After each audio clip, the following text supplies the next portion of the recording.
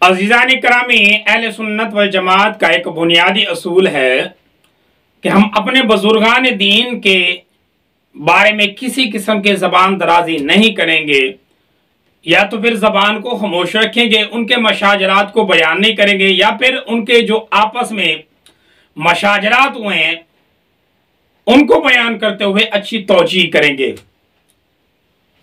صحابہ ہوں یا اہل بیت النبی صلی اللہ علیہ وسلم ہو، ان کے بارے میں جو بھی احادیث کو ہی بیان کریں گے، ان احادیث کے اندر بھی اچھی توجیہ کر کے ہی عوام کے سامنے اس کو رکھیں گے۔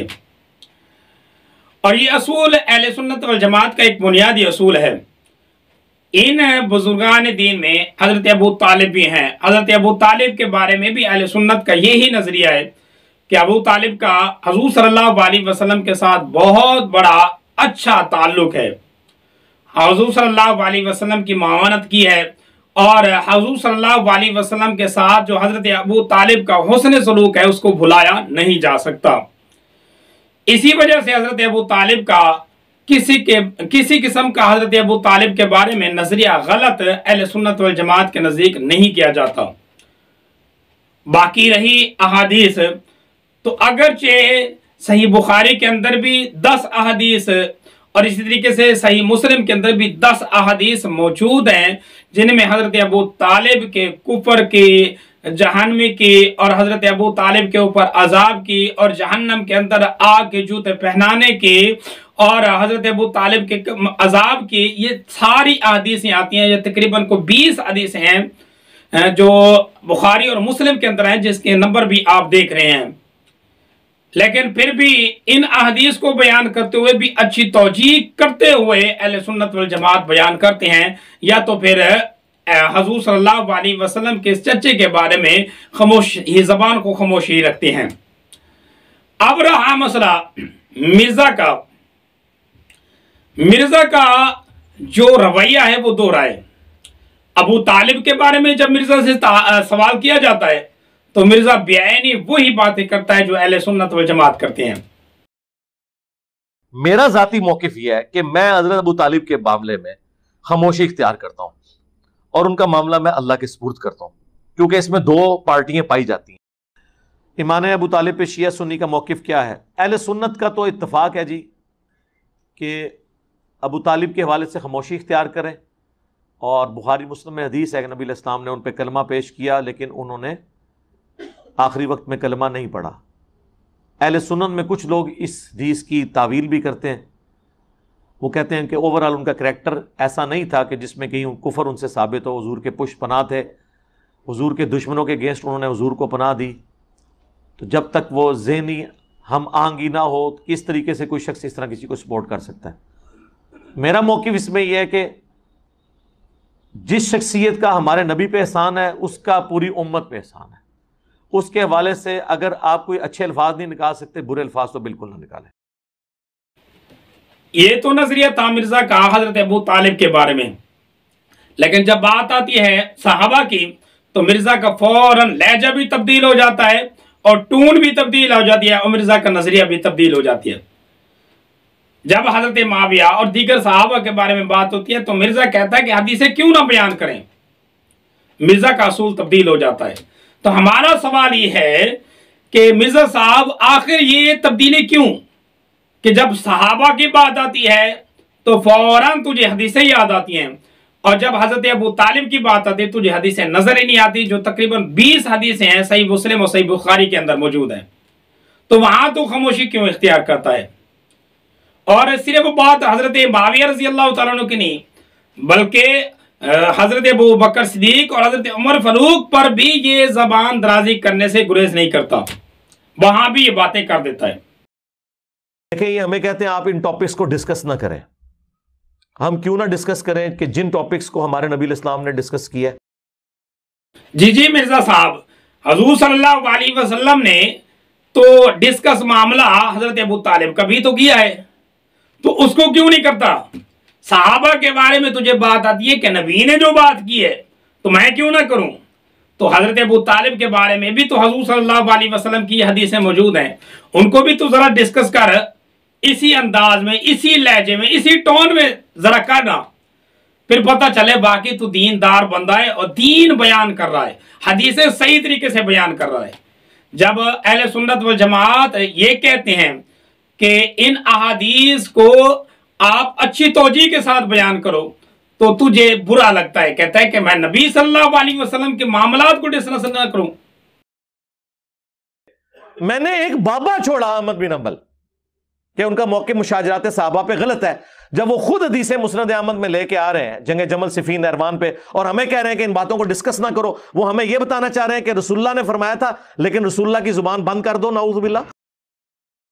جی مرزا صاحب تو ہمت کرنا، پھر حضرت ابو طالب کے معاملے کو بھی تو بیان کر، اس پر زبان کیوں بند کر رہا ہے؟ کیوں بند کر رہا ہے؟ اگر زبان تو نے کھولنی ہی ہے تو حضرت ابو طالب کی یہ 20 حدیثیں بھی بیان کر، ان کو بھی اچھے طریقے سے بیان کر۔ تو ہم بھی کہتے ہیں احادیث ہے، کیوں نہ بیان کریں کہ صحیح بخاری میں حدیث ہے 2812، عمار کو ایک باغی جماعت قتل کرے گی، وہ جماعت دوزخ کی طرف بلا رہی ہوگی اور عمار ان کو اللہ اور جنت کی طرف بلا رہا ہوگا۔ اب اس کے نرغے میں جو آتا ہے وہ آئے، میں اپنے نبی سے ٹکر لے لوں؟ آپ لوگوں کے منہ کا خیال رکھتے ہوئے کہ میں نبی علیہ السلام کو کہوں کہ آپ نے کیوں ایسی بات کر دی کہ مولا علی کے مخالفین کو آپ نے دوزخ کی طرف بلانے والی جماعت کہہ دیا؟ تو لیں آپ ٹکر، جائیں سیدھا دوزخ میں۔ یعنی مرزا کا کہنے کا مطلب یہ ہے کہ اگر کوئی بندہ ان احادیثوں کو بیان کر تو یہ خاموشی اختیار کرے یا اچھی توجیہ کرے تو یہ نبی سے ٹکر ہوگی، یہی اس کا اصول ہے۔ پھر اگر یہی اس کا اصول ہے تو مرزا صاحب تو نے حضرت ابو طالب کی 20 حدیثیں بیان نہ کر کے تو نے بھی تو نبی صلی اللہ علیہ وسلم سے ٹکر لی ہوئی ہے۔ حضرت اپنی آخرت کی فکر کر اور اپنی قبر کی فکر کر، نبی سے ٹکر نہ لے، ڈنکے کی چوٹ کے اوپر اسی طریقے سے نبی صلی اللہ علیہ وسلم کی ان احادیث کو بھی بیان کر اور واضح لفظوں کے اندر بیان کر، تو پھر تو کہنے کا قابل ہوگا کہ تو نبی صلی اللہ علیہ وسلم کے احادیث کو صحیح طریقے سے بیان کرتا ہے اور نبی سے ٹکر نہیں لے رہا۔ اف ہے مرزا تیری سوچ کے اوپر اور تیرے نظریے کے اوپر۔ کیا ہو؟ مجھے لوگ تو کہتے ہیں آپ مزارات کے خلاف بولتے ہیں، سرکار آپ مسلم کی حدیث بلند آواز سے کسی مزار کے آگے سنا کے بتائیں کہ میں تمہیں منع کرتا ہوں قبروں پہ عمارت بنانے سے، قبروں کو پکا کرنے سے، قبروں پہ مجاور بن کے بیٹھنے سے یا ڈائریکٹ بیٹھنے سے۔ یہ کوئی مجھے حدیث بیان کر کے بتائے، طارق جمیل کے سٹائل میں بیان کر دیں مزار پہ جا کے۔ جی تو مرزا صاحب تو بھی ذرا ہمت کر، اب اسی طریقے سے جس طرح تو دیگر علماء جو ہیں ان سے تو مطالبہ کر رہا ہے نا، اب ہمارا مطالبہ تو اسے بھی ہے، تو بھی ہمت کر۔